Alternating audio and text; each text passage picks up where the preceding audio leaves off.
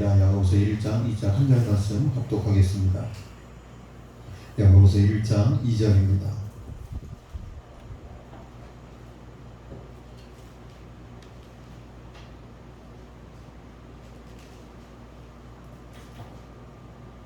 함께 읽겠습니다. 시작. 내 형제들아, 너희가 여러가지 시험을 당하거든 온전히 기쁘게 여기라. 아멘. 오늘 흔들리지 않는 믿음이라는 제목으로 함께 하나님 말씀 나누도록 하겠습니다. 우리 앞뒤 자원의 성도들 인사하겠습니다. 식사 맛있게 하셨습니까? 네, 환영합니다. 고맙습니다. 네. 오랜만에 국수를 아주 맛있게 잘 먹었습니다. 두 그릇 먹으려고 마음을 먹었는데 한 그릇을 이빨에 담아가지고 한 그릇 먹고 나니까 도저히 먹을 수가 없어요. 그래서 오늘 한 그릇만 맛있게 잘 먹었습니다. 준비해 주신 우리 권사님들 또 우리 지방 식구들 진심으로 고맙습니다.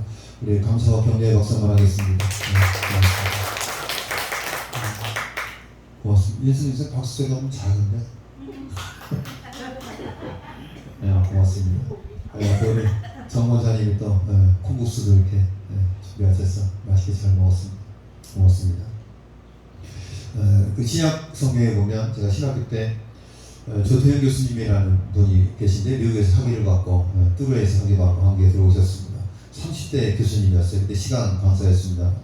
근데 마가복음 공부를 하는데 테이블 펠로우십 이런 이야기를 참 많이 했어요.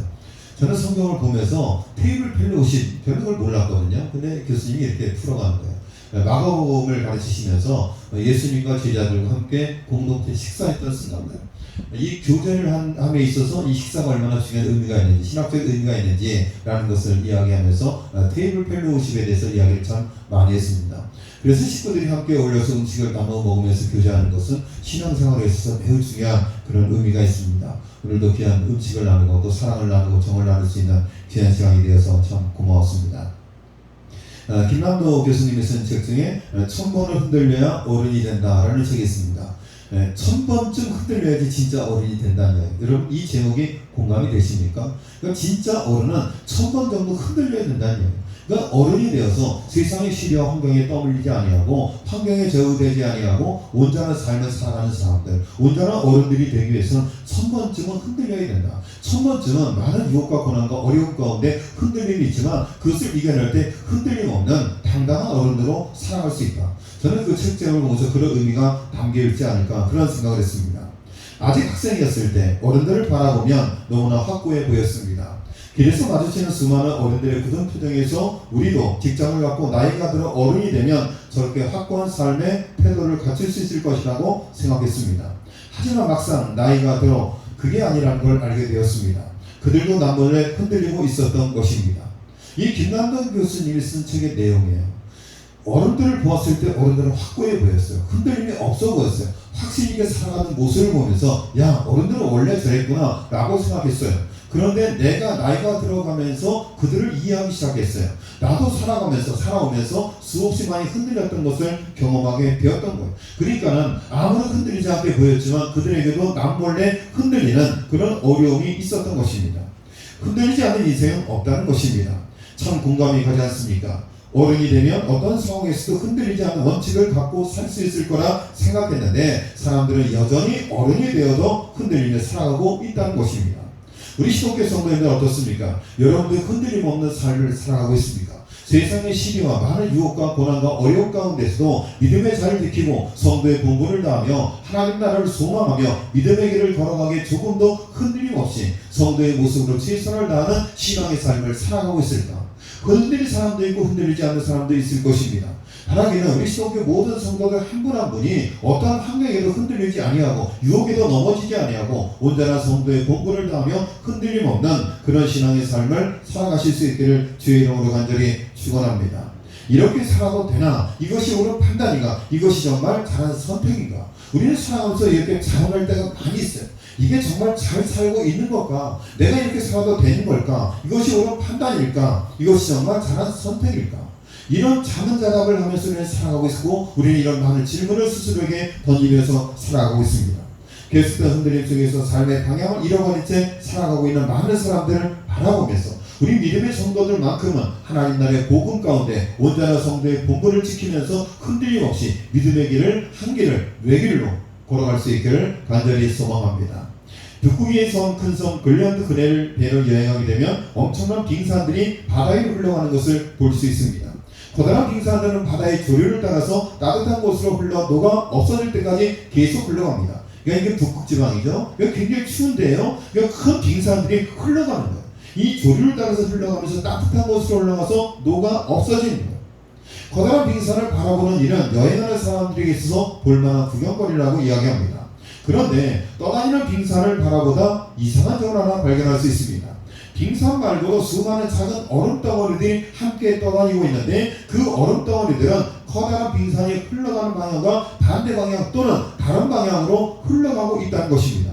그러니까 이게 커다란 빙산이 있어요. 이 커다란 빙산이 흘러가는데 그 빙산 주변에 작은 얼음덩어리들이 같이 가고 있어요. 그런데 가만히 살펴보면 커다란 빙산이 이리로 흘러가고 한다면 이 작은 얼음덩어리들은 반대로 흘러가거나 다른 방향으로 흘러간다는 이야기예요. 여러분, 왜 커다란 빙산과 작은 얼음덩어리들이 같은 방향으로 흘러가지 않고 왜 다른 방향으로 흘러갈까? 사람들이 그것을 바라보면서 궁금해하기 시작했어요. 커다란 빙산은 바다 밑에 거대한 조류에 의해서 움직이는 거예요. 그러니까 이 커다란 빙산은 바다 밑에 조류가 있어요. 그 물의 흐름이 있다는 이야기예요. 바다의 흐름이 방향이 있어요. 그 조류를 따라서 커다란 빙산이 움직이는 거예요. 그런데 이 작은 얼음덩어리들은 바람과 그리고 표면의 물결에 의해서 움직인다는 이야기예요. 이게 커다란 빙산과 작은 얼음덩어리들이 흘러가는 방향이 정반대로 다른 방향으로 흘러갈 수밖에 없다는 이야기예요. 이 글을 보면서 우리 시동교회 성도들은 조리에 의해서, 성령에 의해서, 말씀에 의해서 움직이는 성도들인가 아니면 세상의 환경과 세상의 시류에 따라서 움직이는 사람들인가? 우리는 커다란 빙산인가 아니면 작은 얼음덩어리들인가? 저는 보통 오후에 나온 우리 시동교회 성도들은 대부분 한 번도 빠짐없이 세상의 시류에 따라서 움직이는 작은 얼음덩어리들이 아니라 커다란 빙산에 의해서 움직이는 성령의 사람, 말씀의 사람인 것을 믿으시기를 주의 이름으로 간절히 축원합니다. 저는 그렇게 보이는 거예요. 여러분, 시류에 따라 움직이는 사람들, 작은 얼음덩어리처럼 작은 바람에 움직이는 사람들, 작은 바람에도 흔들리고 작은 물결에도 흔들리고 이리로 왔다 저리로 왔다 중심을 잡지 못하고 왔다 갔다 하는 인생이 아니라 하나님의 말씀, 성령의 조리에 붙잡혀서 하나님의 능력 가운데 움직일 수 있는 그런 신앙의 삶을 살아갈 수 있기를 바랍니다. 신앙생활 하다 보면 우리도 하나님 생명의 말씀이 깊은 물결에 의해서 움직이기보다는 환경에 따라 움직이는 경우가 많이 있습니다.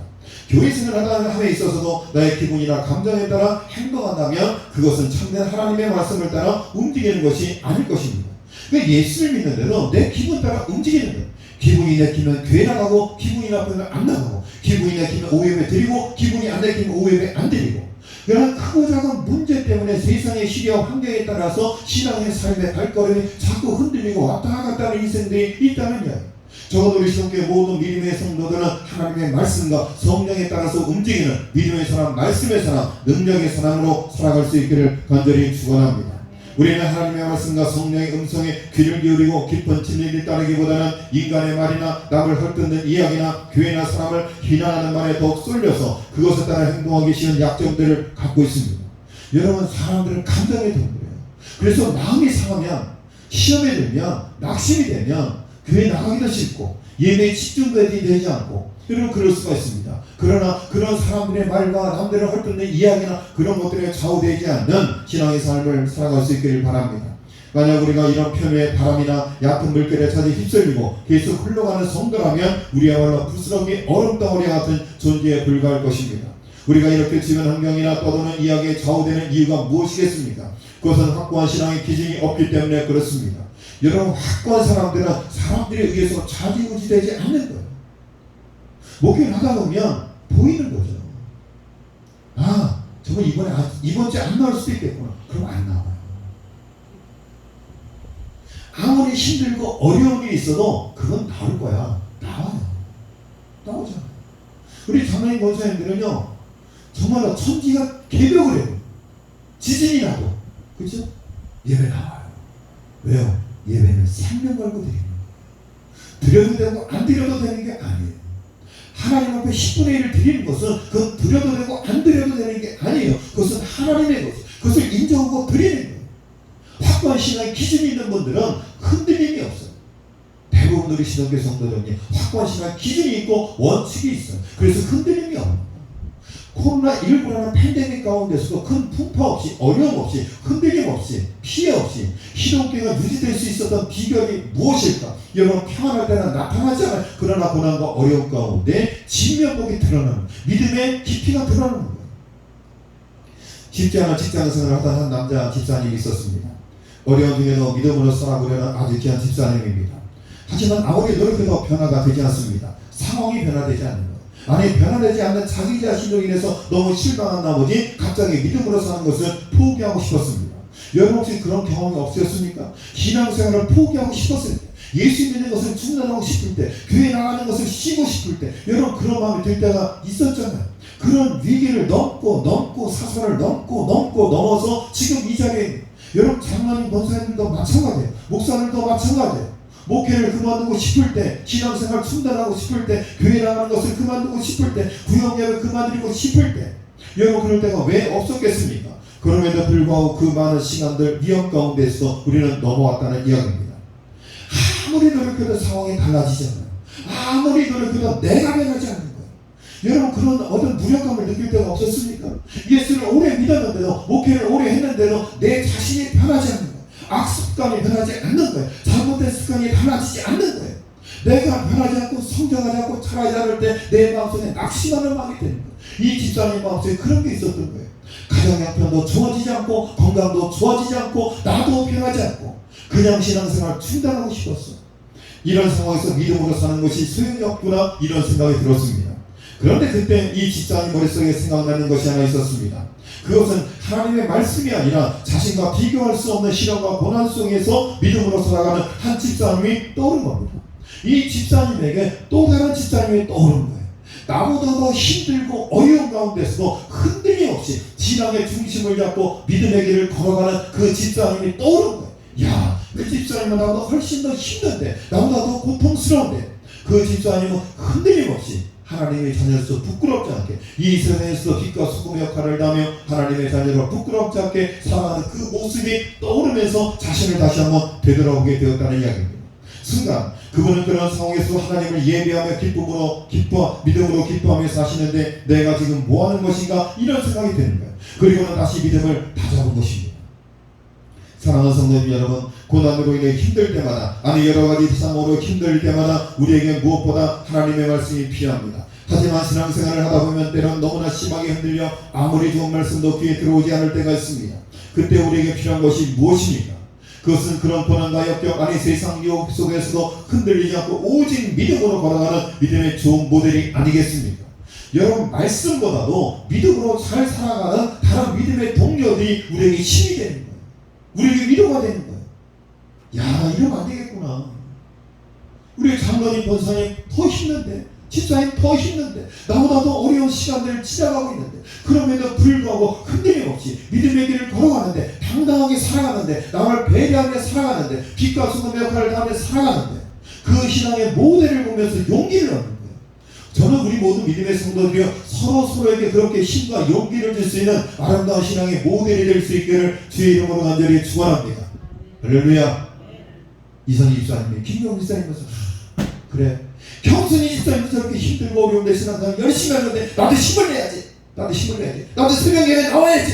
내가 질 수 없지. 김경훈 집사님이 새벽예배 나가면 어떻게? 나도 나가야지. 그러니까 오히려 집사님, 그래, 동서도 나가는데 나도 나가야지. 질 수 없지. 그래? 힘든 건 나도 더 열심히 해야지. 서로를 보면서 자극을 느끼고, 도전을 받고, 은혜를 받고, 힘과 용기를 얻을 수 있는, 여러분 신앙의 모델을 멀리서 찾는 것이 아니라 서로를 보면서 힘을 얻을 수 있고, 내가 낙심했을 때, 좌절했을 때 함께 힘을 주고 격려를 할 수 있고 용기를 얻을 수 있는 믿음의 대상, 믿음의 아름다운 모델들이 될 수 있기를 간절히 축원합니다. 아, 왜 이래? 왜 이렇게 안 했어요? 축원합니다. 아유, 아멘 좀 크게 해봐요. 저도 배불러서 졸린데. 아유, 국수 또 이렇게 많이 담아가지고. 진짜 맛있게 먹었어요. 아, 뭐 청양고추가 다대기가 있으면 더 좋았어. 아니, 그렇단 얘기야, 또. 코로나 전에 이렇게 나왔는데,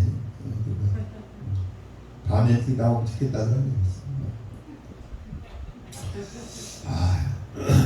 다음 주에도 또 먹고 싶고, 다음 주에도 먹고 싶고, 한 번 먹으니까 두 번 먹고 싶고, 두 번 먹으니까 세 번 먹고 싶고, 계속 먹고 싶습니다. 할렐루야.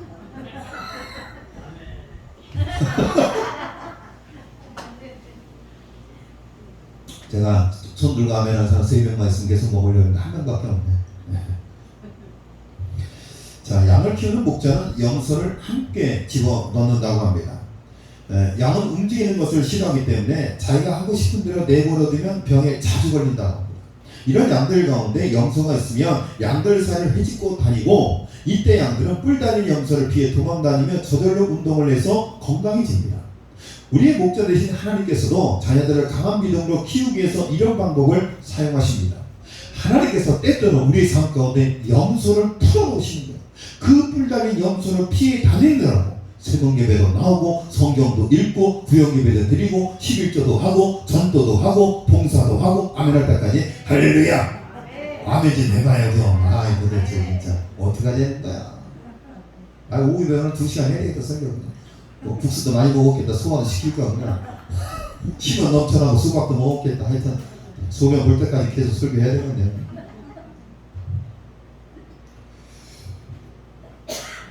때로는 그 고난이 우리에게 염소와 같을 수 있어요. 게을러서 안 움직이는데, 때로는 그 염소를 만나면 우리가 정신이 번쩍 드는 거예요. 저는 지금 우리 교회 얘기하는 게 아니라, 제가 예전에 부목생 나와서 목회할 때 생각해보면, 공예배 안 나오고, 그러니까 신학기도회, 새벽 예배, 수요 예배, 오후 예배, 주일날만 딸랑 나오던 분이 있어요. 딸랑 나오던 분이 있는데, 이런 분들이 갑자기 새벽 예배에 나오면 어떤 마음이 드는지 아세요? 불안한 거예요. 저 사람 왜 갑자기 새벽 예배 나왔지? 저 사람 왜 갑자기 11조를 시작을 했지? 백발백중 뭐가 찾아왔어요? 고난이 찾아왔어요. 고난이 찾아왔어요. 정신이 바짝 되는 거예요. 새벽에 나가야 되겠구나. 새벽에 나가야 되겠구나. 내 눈을 봐요. 새벽에 나가야 되겠구나. 하여튼 제가 이선희 입사님 새벽에 못 나오면 이해를 합니다. 워낙 멀기 때문에 나오기가 상당히 힘듭니다. 앞방문 걷어쳐야 되고, 현관문 걷어쳐야 되고, 또 쪽문 걷어쳐야 되고, 또 여기 새벽 예배 문 열어야 되고, 또 여기 입구 문 열어야 되고, 얼마나 절차가 복잡합니다. 근데 사실 김경수 입사님은 나오기가 좀 쉽습니다. 사실은 차가 있기 때문에 귀에 대한 들지않아. 제가 이제 새벽 예배에서 그런 얘기를 했어요. 수리신앙이 있고 정비신앙이 있다고 그랬어요. 수리신앙은 뭐예요? 깨지고 엎어지고 박살난 다음에 고치는 게 수리신앙이에요. 정비신앙은 뭐예요? 사전에 미리미리 정비하는 거예요. 내 삶과 신앙을 점검하는 거예요. 그리고 내가 이렇게 해서는 안 되겠다, 이렇게 늘어져서는 안 되겠다, 이렇게 게을러서는 안 되겠다, 스스로 깨닫고 말씀 보고 기도하고 더 하나님 앞에 나가기 위해서 영적으로 준비하고 예비하고 점검하는 사람들이 뭐예요? 정비신앙이에요.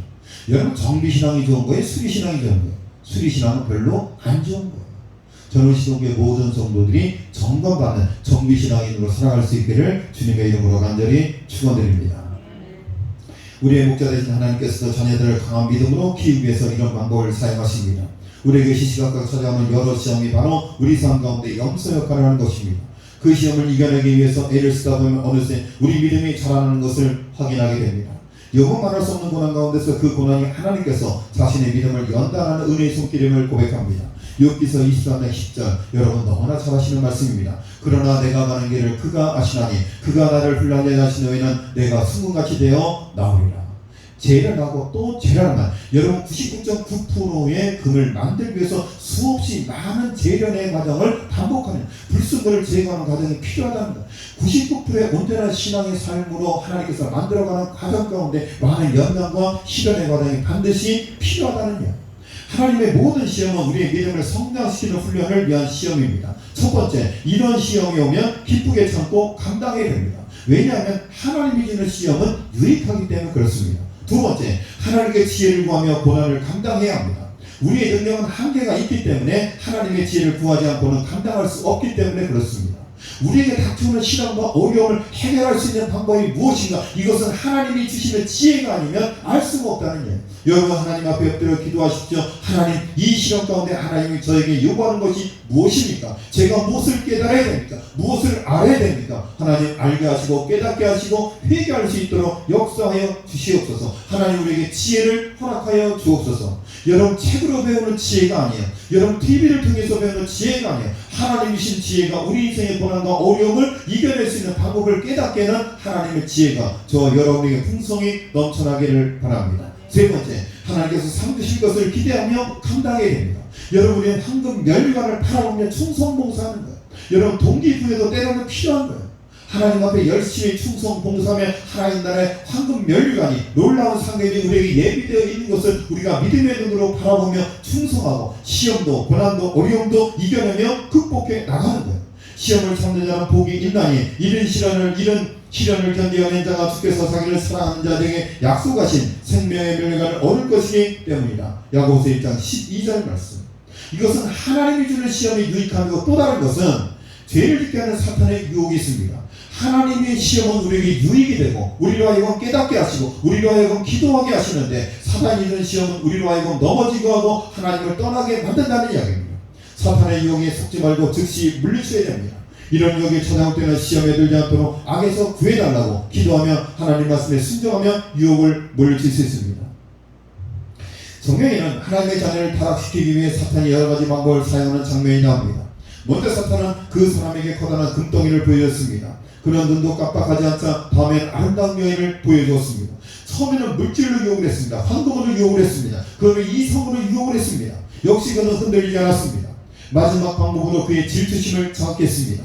당신의 경쟁자가 방금 자녀보다 높은 자리에 올랐다네. 그는 이 말을 듣고 얼굴을 찌푸리고 화를 내면서 자기 믿음의 밑바닥을 드러내고 말았습니다.